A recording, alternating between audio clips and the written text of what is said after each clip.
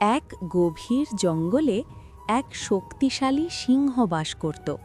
সে ছিল বনের রাজা, কিন্তু তার মধ্যে ছিল অহংকার।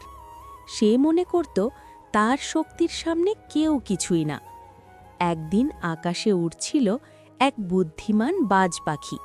সে নিচে তাকিয়ে দেখল সিংহ একা বসে আছে।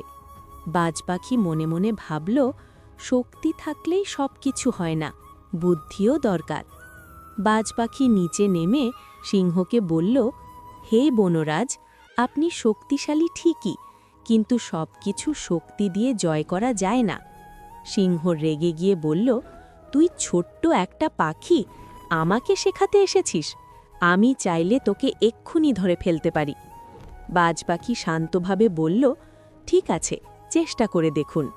সিংহ লাফিয়ে বাজ পাখিকে ধরতে গেল, কিন্তু বাজ পাখি আকাশে উড়ে গেল। সিংহ বারবার চেষ্টা করেও ব্যর্থ হল। এতে তার অহংকারে আঘাত লাগল।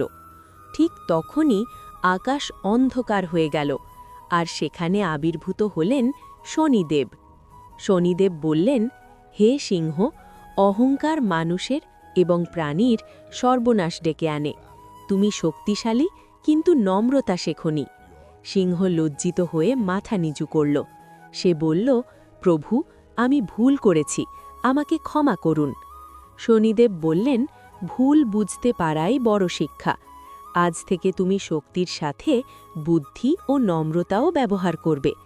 এরপর সিংহ বাজ পাখির কাছে ক্ষমা চাইল, আর তারা বন্ধু হয়ে গেল। শিক্ষণীয় বিষয়, শুধু শক্তি নয়, বুদ্ধি ও নম্রতাই সত্যিকারের শক্তি। অহংকার সবসময় পতনের কারণ হয়।